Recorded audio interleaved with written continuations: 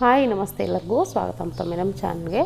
ಇವತ್ತಿನ ರೆಸಿಪಿನಲ್ಲಿ ನೀವು ನೋಡ್ತಿರೋ ಹಾಗೆ ನಾನಿಲ್ಲಿ ಗೋಧಿ ಹಿಟ್ಟನ್ನು ಬಳಸ್ಕೊಂಡು ಪಿಜ್ಜಾ ಯಾವ ರೀತಿ ಮಾಡೋದಂತ ತೋರಿಸಿದ್ದೀನಿ. ತುಂಬ ಚೆನ್ನಾಗೇ ಬರುತ್ತೆ. ಗೋಧಿ ಹಿಟ್ಟಿಂದ ಕೂಡ ನೀವು ಮಾಡ್ಬೋದು. ಬನ್ನಿ ಹಾಗಿದ್ರೆ ಇದನ್ನು ಮಾಡೋದು ನೋಡೋಣ. ನಾನಿಲ್ಲಿ ಮೊದಲನೇದಾಗಿ ಒಂದು ಅರ್ಧ ಕಪ್ ಆಗುವಷ್ಟು ನೀರನ್ನು ಬಿಸಿ ಇಟ್ಕೊಂಡಿದ್ದೀನಿ ಒಂದು ಪಾತ್ರೆಯಲ್ಲಿ. ನೀರನ್ನು ಜಾಸ್ತಿಯಾಗಿ ಬಿಸಿ ಮಾಡಲಿಕ್ಕೆ ಹೋಗ್ಬಿಡಿ. ಸ್ವಲ್ಪ ಉಗುರು ಬೆಚ್ಚಗೆ ಅಂತಾರಲ್ಲ, ಸ್ವಲ್ಪ ಬಿಸಿ ಆದರೆ ಸಾಕಾಗತ್ತೆ. ಸೊ ಕುದಿಯೋ ಥರ ನೀರನ್ನು ಕಾಯಿಸ್ಕೊಳ್ಳಿಕ್ಕೆ ಹೋಗ್ಬಿಡಿ. ಇವಾಗ ನೋಡಿ ಸ್ವಲ್ಪ ಬಿಸಿಯಾಗಿದೆ ನೀರು. ಇದನ್ನು ಒಂದು ಬೌಲ್ಗೆ ನಾನಿಲ್ಲಿ ಟ್ರಾನ್ಸ್ಫರ್ ಮಾಡ್ಕೊಂಡಿದ್ದೀನಿ.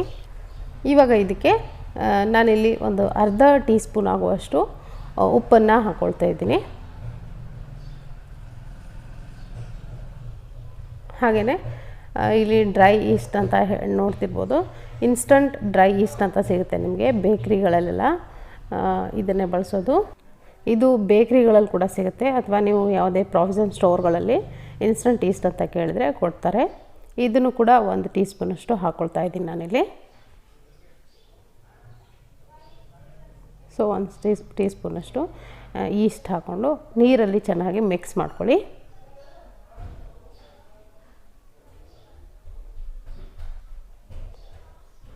ಸೊ ಕ್ಲೀನಾಗಿ ಮಿಕ್ಸ್ ಮಾಡ್ಕೊಂಡಾದಮೇಲೆ ನಾನಿಲ್ಲಿ ಒಂದು ಟೀ ಸ್ಪೂನಷ್ಟು ಸಕ್ಕರೆ ಕೂಡ ಹಾಕ್ಕೊಳ್ತಾ ಇದ್ದೀನಿ. ಬ್ರೆಡ್ ಸ್ವಲ್ಪ ಸ್ವೀಟ್ನೆಸ್ ಬರುತ್ತಲ್ಲ, ಅದಕ್ಕೋಸ್ಕರ ಸ್ವಲ್ಪ ಸಕ್ಕರೆ ಕೂಡ ಸೇರಿಸ್ಕೊಳ್ಳಿ.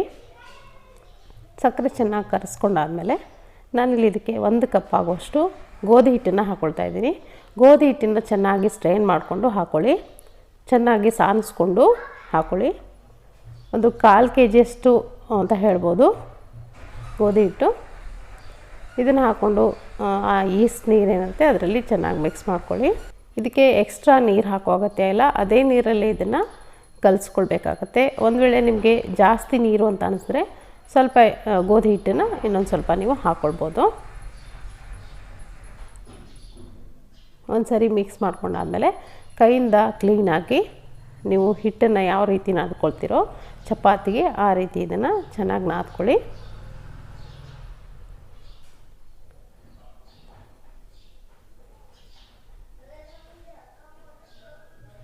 ನೋಡ್ತಿರ್ಬೋದು ನಾನಿಲ್ಲಿ ಕ್ಲೀನಾಗಿ ಚಪಾತಿ ಹಿಟ್ಟಿನಗಿಂತಲೂ ಸಾಫ್ಟಾಗಿ ಸ್ಮೂತಾಗಿ ಹಿಟ್ಟನ್ನು ಕಲಿಸ್ಕೊಂಡು ಸೆಟ್ ಮಾಡಿ ಇಟ್ಟಿದ್ದೀನಿ ಬೌಲಲ್ಲಿ. ಸೊ ಇದನ್ನು ನಾನಿಲ್ಲಿ 1 ರಿಂದ 2 ಗಂಟೆ ನೆನೆಯಕ್ಕೆ ಬಿಡ್ತೀನಿ ಹಿಟ್ಟನ್ನು. ಒಂದು ಮುಚ್ಚಳನಾದರೂ ಮುಚ್ಚಿ, ಅಥವಾ ನೀವು ಅಲ್ಯೂಮಿನಿಯಂ ಫಾಯಿಲ್ ಇದ್ದರೆ ಅದನ್ನು ಕೂಡ ಮುಚ್ಕೊಂಡು ರೆಸ್ಟಿಗೆ ಬಿಡಿ. ಇವಾಗ ಒಂದು 2 ಗಂಟೆ ಬಿಟ್ಟಿದ್ದೆ, ಚೆನ್ನಾಗಿ ಉಬ್ಕೊಂಡಿತ್ತು ಹಿಟ್ಟು. ಸೊ ನಾನಿಲ್ಲಿ ಅದನ್ನು ಬಬಲ್ಸ್ ಎಲ್ಲ ತೆಗೆದು ಇನ್ನೊಂದು ಸರಿ ಚೆನ್ನಾಗಿ ಹಿಟ್ಟನ್ನು ನಾದ್ಕೊಳ್ತೀನಿ. ನೀವು ಎಷ್ಟು ಚೆನ್ನಾಗಿ ಹಿಟ್ಟನ್ನು ನಾದ್ಕೊಳ್ತೀರೋ ಅಷ್ಟು ಚೆನ್ನಾಗಿ ನಿಮಗೆ ಪಿಜ್ಜಾ ಫ್ಲಫಿಯಾಗಿ ಬರುತ್ತೆ. ನಾನಿಲ್ಲಿ ಸ್ವಲ್ಪ ಒಣ ಹಿಟ್ಟನ್ನು ಹಾಕ್ಕೊಂಡು ಇಲ್ಲಿ ಸರ್ಫೇಸ್ ಮೇಲೆ ನಾದ್ಕೊಳ್ತಾ ಇದ್ದೀನಿ. ಚೆನ್ನಾಗಿ ಒಂದು 2 ರಿಂದ 3 ನಿಮಿಷ ಈ ಥರ ನಾದ್ಕೊಳ್ಳಿ ಹಿಟ್ಟನ್ನು.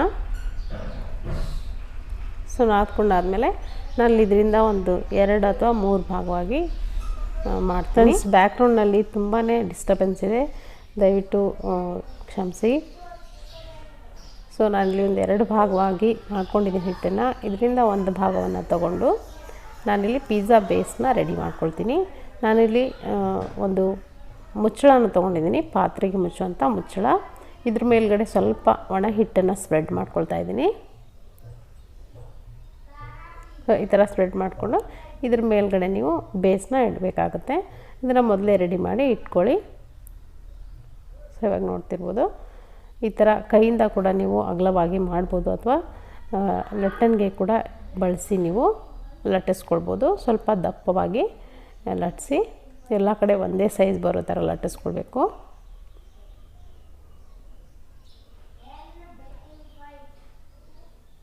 ಸೊ ಇವಾಗ ಇಷ್ಟು ಸಾಕಾಗುತ್ತೆ. ಇಷ್ಟು ದಪ್ಪ ಲಟ್ಟಿಸಿದ್ರೆ ಸಾಕು. ಯಾಕಂದರೆ ಪಿಜ್ಜಾ ಒಪ್ಕೊಂಡು ಬರುತ್ತೆ ಫ್ಲಫಿಯಾಗಿ, ಬ್ರೆಡ್ ಥರ ಬರುತ್ತಲ್ಲ, ಅದಕ್ಕೋಸ್ಕರ ಸ್ವಲ್ಪ ದಪ್ಪವಾಗಿ ಲಟ್ಟಿಸ್ಕೊಳ್ಬೇಕು. ನಾನಿಲ್ಲಿ ಇದ್ರ ಮೇಲ್ಗಡೆ ಹಾಕ್ಕೊಂಡು ಕೂಡ ಸೆಟ್ ಮಾಡ್ಕೊಂಡಿದ್ದೀನಿ. ಇವಾಗ ಈ ಥರ ಫೋರ್ಕಿಂದ ಹೋಲ್ ಮಾಡಿದ್ರೆ ಚೆನ್ನಾಗಿ ಕೆಳಗಡೆಯಿಂದ ಬೇಯ್ಕೊಳ್ಳುತ್ತೆ. ಮೇಲ್ಗಡೆ ಸ್ವಲ್ಪ ಸಾಸನ್ನು ಹಾಕ್ಕೊಳ್ತಾ ಇದ್ದೀನಿ, ಟೊಮೆಟೊ ಕೆಚಪ್. ನಿಮ್ಮ ಹತ್ರ ಪಿಜ್ಜಾ ಸಾಸ್ ಇದ್ದರೆ ಅದನ್ನು ಕೂಡ ನೀವು ಬಳಸ್ಬೋದು. ಕೆಚಪ್ ಹಾಕ್ಕೊಂಡು ಸ್ಪ್ರೆಡ್ ಮಾಡ್ಕೊಳ್ತಾ ಇದ್ದೀನಿ. ಟಾಪಿಂಗ್ಸ್ಗೆ ನೀವು ಏನು ಬೇಕಿದ್ರೂ ನಿಮ್ಗೆ ಇಷ್ಟ ಬಂದಂಗೆ ಹಾಕ್ಕೊಳ್ಬೋದು, ಏನು ತೊಂದರೆ ಇಲ್ಲ. ಇವಾಗ ಮೇಲೆ ಟಾಪಿಂಗ್ಸ್ ಮಾಡ್ಕೊಳ್ಕೊಂತ ಮುಂಚೆ ನಾನಿಲ್ಲಿ ಒಂದು ಪಾತ್ರೆ ತೊಗೊಂಡಿದ್ದೀನಿ. ದಪ್ಪ ತಳ ಇರುವಂಥ ಪಾತ್ರೆಗೆ ಉಪ್ಪನ್ನು ಹಾಕ್ಕೊಳ್ತಾ ಇದ್ದೀನಿ, 1 ಕಪ್ಪಷ್ಟು. ನಾನಿಲ್ಲಿ ಯಾವುದೇ ಓವನ್ನ ಬಳಸಿ ಮಾಡ್ತಾಯಿಲ್ಲ, ಪಾತ್ರೆಯಲ್ಲಿ ಮಾಡೋದು ತೋರಿಸ್ತಾ ಇದ್ದೀನಿ. ಅದಕ್ಕೋಸ್ಕರ ಪಾತ್ರೆನ ಪ್ರೀ ಹೀಟ್ಗೆ ಇಡಬೇಕಾಗುತ್ತೆ. ಅದಕ್ಕೋಸ್ಕರ ಉಪ್ಪನ್ನು ಹಾಕ್ಕೊಂಡು ಪಾತ್ರೆನ ಪ್ರೀ ಹೀಟ್ಗೆ ಇಟ್ಕೊಳ್ತಾ ಇದ್ದೀನಿ. ಸೊ ಉಪ್ಪು ಹಾಕ್ಕೊಂಡು ಮುಚ್ಚಳ ಮುಚ್ಚಿ ನೀವು ಇದನ್ನು ಪ್ರೀ ಹೀಟ್ ಮಾಡ್ಕೊಳ್ಳಿ. ಒಂದು ಮೀಡಿಯಮ್ ಫ್ಲೇಮ್ ಇಟ್ಟು ಒಂದು 10 ನಿಮಿಷ ಪ್ರೀ ಹೀಟ್ ಮಾಡಿಕೊಂಡ್ರೆ ಸಾಕಾಗುತ್ತೆ. ಅಷ್ಟರೊಳಗೆ ನಾವು ಟಾಪಿಂಗ್ಸ್ನ ರೆಡಿ ಮಾಡ್ಕೊಳ್ಳೋಣ 10 ನಿಮಿಷದಲ್ಲಿ. ಇವಾಗ ನಾನು ಮೊದಲಿಗೆ ಕೆಚಪ್ನ ಸ್ಪ್ರೆಡ್ ಮಾಡ್ಕೊಂಡಿದ್ದೀನಿ. ಮೇಲ್ಗಡೆ ನಾನಿಲ್ಲಿ ಚೀಸನ್ನು ತುರಿತಾ ಇದ್ದೀನಿ. ನೀವು ಯಾವುದೇ ಚೀಸ್ ಕೂಡ ಇಲ್ಲಿ ಬಳಸ್ಬೋದು, ಮೊಜರೆಲ್ಲ ಚೆನ್ನಾಗಿರುತ್ತೆ ಅಂತ ಹೇಳ್ಬೋದು, ಅದನ್ನು ಕೂಡ ನೀವು ಹಾಕ್ಕೊಳ್ಬೋದು. ನಾನಿಲ್ಲಿ ಈರುಳ್ಳಿನ ಈ ಥರ ಸ್ಲೈಸ್ ಹಾಕಿ ಕಟ್ ಮಾಡಿಕೊಂಡು ಹಾಕ್ಕೊಳ್ತಿದ್ದೀನಿ. ಹಾಗೆ ಕ್ಯಾಪ್ಸಿಕಮ್ ಕೂಡ ಇಟ್ಕೊಳ್ತಾ ಇದ್ದೀನಿ. ಆವಾಗಲೇ ಹೇಳ್ದಂಗೆ ನೀವು ಏನು ಬೇಕಿದ್ರೂ ಟಾಪಿಂಗ್ಸ್ ಮಾಡ್ಕೊಳ್ಬೋದು, ಮಶ್ರೂಮ್, ಪನ್ನೀರ್ ಏನು ಬೇಕಿದ್ರೂ ಮಾಡ್ಕೊಳ್ಬೋದು. ನಾನಲ್ಲಿ ಟೊಮೆಟೊ ಹಾಕ್ಕೊಳ್ತಾ ಇದ್ದೀನಿ. ಮನೆಯಲ್ಲಿ ಸುಲಭವಾಗಿ ಸಾಮಾನ್ಯವಾಗಿ ಇರುವಂಥ ಸಾಮಗ್ರಿಗಳಿಂದ ಮಾಡೋದನ್ನು ತೋರಿಸ್ತಾ ಇದ್ದೀನಿ. ಅದಕ್ಕೋಸ್ಕರ ಈರುಳ್ಳಿ, ಕ್ಯಾಪ್ಸಿಕಮ್ ಹಾಗೆ ಟೊಮೆಟೊ ಹಾಕ್ಕೊಂಡಿದ್ದೀನಿ. ಮೇಲ್ಗಡೆ ಮತ್ತೊಂದು ಲೇಯರ್ ನಾನಿಲ್ಲಿ ಚೀಸನ್ನು ತುರಿತಾ ಇದ್ದೀನಿ.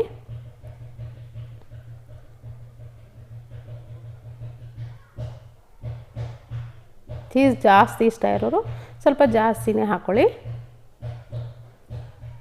ಇದ್ರ ಮೇಲ್ಗಡೆನಲ್ಲಿ ಆರ್ಗ್ಯಾನೋ ಅಂತ ಏನು ಸಿಗುತ್ತೆ, ಪಿಜ್ಜಾ ಸೀಸ್ನಿಂಗ್, ಅದನ್ನು ಸ್ವಲ್ಪ ಹಾಕ್ಕೊಳ್ತಾ ಇದ್ದೀನಿ ಮೇಲ್ಗಡೆ. ಇವಾಗ ಇದನ್ನು ನಾವು ಆವಾಗಲೇ ಪ್ರೀ ಹೀಟ್ ಅಂತ ಪಾತ್ರೆಗೆ ಸೆಟ್ ಮಾಡ್ಕೊಳ್ಳೋಣ. ನೋಡ್ತಿರ್ಬೋದು ನಾನಿಲ್ಲಿ ಒಂದು 10 ನಿಮಿಷ ಬಿಟ್ಟಿದ್ದೆ ಪ್ರೀ ಹೀಟ್ಗೆ. ಚೆನ್ನಾಗಿ ಪ್ರೀ ಹೀಟ್ ಆಗಿದೆ, ಇದರಿಂದ ಹೊಗೆ ಬರ್ತಾ ಇದೆ. ಆವಾಗ ಮುಚ್ಚಳ ತೆಗೆದು ಇದನ್ನು ಪ್ಲೇಸ್ ಮಾಡ್ಕೊಳ್ಳಿ. ಪಾತ್ರೆಗೆ ಪ್ಲೇಸ್ ಮಾಡಿಕೊಂಡು ಗಟ್ಟಿ ಆಗಿರುವಂಥ ಮುಚ್ಚಳನ ಮುಚ್ಕೊಂಡು ಒಂದು 15ರಿಂದ 20 ನಿಮಿಷ ಲೋ ಫ್ಲೇಮಲ್ಲಿ ಇಟ್ಕೊಂಡು ಬೇಕ್ ಮಾಡ್ಕೊಳ್ಬೇಕು. ಇದನ್ನು ನೋಡ್ತಿರ್ಬೋದು ಒಂದು 15ರಿಂದ 20 ನಿಮಿಷ ಬಿಟ್ಟಿದ್ದೆ. ಒಂದು 25 ನಿಮಿಷ ಬಿಟ್ಟರು ಏನು ತೊಂದರೆ ಇಲ್ಲ, ನಡುವೆ ಚೆಕ್ ಮಾಡ್ಕೊಳ್ತಾ ನೋಡ್ತಾಯಿರಿ. ನೋಡ್ತಿರ್ಬೋದು ಇವಾಗ ಬ್ರೆಡ್ ಚೆನ್ನಾಗಿ ಉಪ್ಕೊಂಡಿದೆ. ಇವಾಗ ಈಸಿಯಾಗಿ ನೀವು ಪಾತ್ರೆಯಲ್ಲಿ ಕೂಡ ಪಿಜ್ಜಾನ ಮಾಡ್ಕೊಳ್ಬೋದು. ರೆಡಿಯಾಗಿದೆ, ಈಸಿಯಾಗಿ ಬಿಟ್ಕೊಳ್ತೀವಿ ನಾವು ಆವಾಗಲೇ ಡಸ್ಟ್ ಮಾಡಿರೋದ್ರಿಂದ ಹಿಟ್ಟನ್ನು. ತುಂಬ ಚೆನ್ನಾಗಿ ಬಂದಿತ್ತು. ಗೋಧಿ ಹಿಟ್ಟನ್ನು ಬಳಸಿ ಕೂಡ ನೀವು ಪಿಜ್ಜಾನ ಮಾಡ್ಬೋದು. ಹೆಲ್ದಿಯಾಗಿ ಪಿಜ್ಜಾ ತಿನ್ನೋಕ್ಕೆ ಇಷ್ಟಪಡೋರು ಯಾರ್ಯಾರು ಇದ್ದರೆ ಈ ಥರ ನೀವು ಪಿಜ್ಜಾ ಮಾಡ್ಕೊಳ್ಬೋದು. ನೋಡ್ತಿರ್ಬೋದು ಬ್ರೆಡ್ ಎಷ್ಟು ಚೆನ್ನಾಗಿ ಉಬ್ಬಿದೆ ಅಂತ, ಚೆನ್ನಾಗಿ ಬಂದಿತ್ತು. ಸೊ ನೋಡಿದ್ರಲ್ಲ ಗೋಧಿ ಹಿಟ್ಟಿಂದ ಪಿಜ್ಜಾ ಯಾವ ರೀತಿ ಸುಲಭವಾಗಿ ಮನೆಯಲ್ಲಿ ಮಾಡ್ಬೋದು ಅಂತ. ಖಂಡಿತವಾಗ್ಲೂ ಈ ರೆಸಿಪಿ ನಿಮಗೆ ಇಷ್ಟ ಆಗಿದೆ ಅಂದ್ಕೊಳ್ತೀನಿ. ಇಷ್ಟ ಆಗಿದ್ರೆ ಒಂದು ಲೈಕ್ ಒತ್ತೋದನ್ನು ಖಂಡಿತ ಮರಿಬೇಡಿ. Thank you.